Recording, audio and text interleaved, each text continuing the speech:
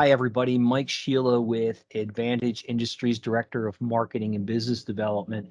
And you may recognize my friend on the screen, Rich. He was a podcast guest on the Mike and Allison After Hours show a few months back. Rich, it is so good to see you again. Good to see you too, Mike. Hope you've been well. Yes. Happy Thursday to you. Thank you. So Rich reached out to me the other day because something really interesting happened at his business, and we thought this was a great opportunity for us to chat about it for 4 or 5 minutes as sort of a public service announcement from a business owner's perspective. So Rich, please share with our audience who Kermit is real quick, and then what happened with your organization. Yeah, sure. Thanks, Mike. So Kermit is a technology-enabled service offering. We help hospitals across the nation save money on implantable medical devices. So things like knee implants, hip implants, spine. The way we do that is we go into hospitals, we negotiate those prices for them. We get a percentage of what we actually save them as our fee, so there's no risk for them. And then we deploy a piece of software that manages all the billing coming out of the operating room to ensure that the hospital pays only what they're owed. We manage 40% of the implant spend that transacts here in our home state of Maryland, and we're currently expanding across the nation. So the interesting thing that happened, and I thought about you in particular because I know you have a real heart for the small business, for all things security, and protect Absolutely. ourselves from cyber attacks and things like that. So your name came to mind when this happened. And this isn't the first time this has happened. I just saw this trend and I finally kind of got sick of it and said, is there somebody who can do something about it? I need a Superman with a cape, and I thought of you. So I got a instant message, and we use Slack here at our organization. I know a lot of other organizations use something like that to collaborate. We really like the tool. We've been using it now for about 4 years. And so I got this little screenshot, and it's from one of my employees. And he says, hey, just making sure this didn't come from you. And it was a screenshot of an email. And up in the sender address, it obviously wasn't me. It was Richard at and some weird kind of thing at gmail.com. And so he was astute enough to understand it wasn't from me. But then the message was just really kind of innocuous and innocent. It just said, hey, employee name, I'm out at a meeting offsite. I can't find your phone number, your cell number. Can you please text it to me? And they gave a number. Wow. Right. And so I got back to the employee in Slack and said, hey, good catch. No, that's not for me. And one of the things my employees know about me in particular is I've been on a big mission to reduce our inbox clutter. So everything that I do on day one of orientation, when I tell them, do not ever send me an email. There's no reason to email me anything. Email is for our external customers and folks to get a hold of us. And frankly, for me in my inbox as a CEO, it's the number one spam trap for me, or for people trying to sell things to me. So I rarely check it during the day. I'm in Slack. They know they can text me. They know I have the Slack app on my phone. They know that's how they reach me. And so I started to think, like, this is now a trend I'm starting to see. And there were messages about not just, can you send me your phone number, but I need you to run out and do me a favor. I need a gift card for somebody. Can you run to Target? And I think we've all seen that scam, right? We all know about the gift card scam. I don't know how many I'm now up to almost 25 employees here. We've grown quite rapidly in the past year. I don't know how many of them are well versed on that. And I know I have a few that are pretty young. And I'll say probably the young, we may consider naive, are probably the most in tune with all this stuff. It's the 30, 40, 50-year-old set who probably aren't thinking like a criminal, who are probably more susceptible to this. So as we've grown, we've had a need to flesh out our website, and we want to establish credibility for all of our prospects. So we have everybody listed on our website and their pictures up there.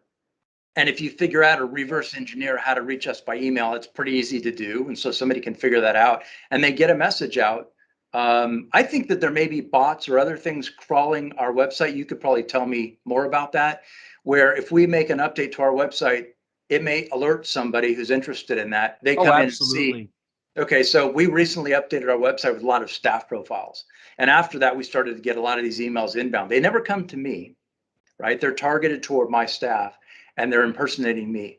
So I just thought, we've got to find somebody who can kind of get this message out far and wide, who may even have a solution. I thought of you guys. And, and I sent you the email, and that's kind of how we ended up where we are at this moment.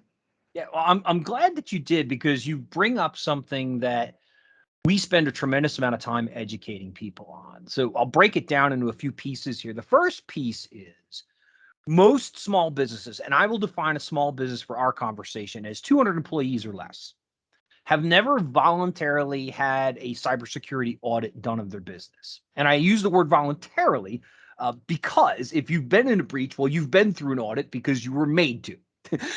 Right. So that's the first distinction. And what we find is if you haven't had an audit, that means you don't have the right tools. And I know you don't have the right tools because most IT companies out there, they're doing the bare minimum. Yeah, so they're putting on antivirus, they're putting out anti-malware, they're probably setting you up with a firewall, they're probably setting you up with online backup, and they're probably making sure that your operating systems are patched on all your devices. But that's the end of the list. They're not really doing anything else. So they're missing a lot of tools like managed detection and response and multi-factor authentication and locking down USB ports and decrypting or encrypting hard drives so that if your computer is stolen, it's basically a brick and nothing can be done with it. So little things like that. So that's the first piece. But the second piece, and you talked a little bit about this, there's a big hospital here in Maryland that went through a pretty significant Yeah. cyber attack about a year and a half ago. And that was because the bad guys wanted them. And what most of the bad actors, I love that term, what the bad actors will do is they'll get a little piece of information and maybe it gets them into a non-critical system. And they sit there and they wait and they gather data. And like your example that you had given me off screen about, they'll even go to the point where they'll send somebody into the building, again, in a non-secure area where they don't have to show ID, but they've recognized Bob Smith is over at the vending machine and Bob's in the IT department. Yeah. And they just start talking to Bob. And all of a sudden, Bob starts saying things that he probably shouldn't be saying. And now they have a little more data. What most people don't realize is that when a breach occurs, that's usually 3 to 6 months after the bad guys have actually gotten into your system. Oof, that's So, terrifying. to your point, they knew who you normally emailed to. They do a great job, more often than not, of mimicking the words you use when you send emails. And they're going to try and trick someone. They're going to try and spoof them with an email. Now, the example you gave was it was very clearly not your email. But if the email is crafted in such a way that it sounds like it came from you, they might trick an unsuspecting employee because it sounds like you. So, hey, how do I know Rich doesn't have a Gmail account that he uses personally that's Yeah. on his phone? You know, Yeah. that's completely reasonable, isn't it? Or I would think that it's probably just as easy to change all that information that you can change to make it look like it came from me. You can change my name and my email address. Nobody's going to pull the email of the average employee and look at the headers and go through that and see, oh, it didn't really come from that address. All of that stuff is at our fingertips with something like Office 365, right? We can change that kind of information. So obviously these folks that try to get to my staff are not very sophisticated. But the people that you're talking about terrify me because they're very patient and they can socially engineer something like you're talking about. And they're waiting, they're lying in wait, so to speak. And the average CEO of a small business like mine isn't thinking about that day to day. I guarantee it probably doesn't even come up month to month, honestly. Yeah. We actually brought a client back in August who had been with us for many years, and they decided to leave us because we were too expensive. And I want to say the third week of August, we got a call from their president and said, I'd like to come back. And we said, okay, well, what's going on? One of his partners' email had been fully hacked, and the hacker sent out 10,000 emails to everyone in their database.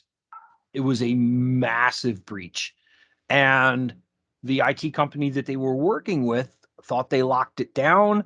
The hacker got back in and did it again to the same person. And he was a smaller customer. And when he came back, we said, well, actually, we now have a monthly spend minimum for accounts that are below a certain size threshold. And his response was, I don't care. How soon can you sign me up?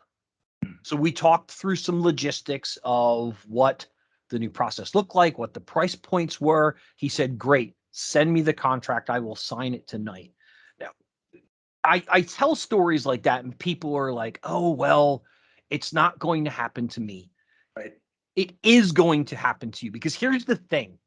Hackers are not looking for specific businesses more often than not. Now, the example, the hospital you and I talked about, that was a decisive attack. Yeah. 90% of breaches that occur, these hackers, they have tools. They have customer support for these tools, actually. They buy them on the dark web, they turn them on, and they wait to see. So if you've ever been fishing, it's about patience. You cast your line and you wait until you get a nibble. So these hackers, they get a daily report. Here are the 10 nibbles that we got. All right, now we know what we're working on tomorrow. So the next day, they cast another line and they get 8 nibbles. And then the next day, they cast another line and they get 12 nibbles. So 3 days ago, they got 10 nibbles, and they're laying their foundation for getting into that infrastructure, whatever that nibble was, a username and a password, a known credential, whatever that exploit was. And so we're putting the tools and infrastructure in place to, one, minimize those things, two, back you up, make sure that everything is covered, and then three, make sure that you have everything else in place to assure your success. So Rich, thank you so much again for bringing this up. I enjoyed reconnecting with you today, and just super fantastic conversation. So thank you. Yeah, my pleasure, Mike. Good seeing you. Yeah, have a fantastic day. All right, take care.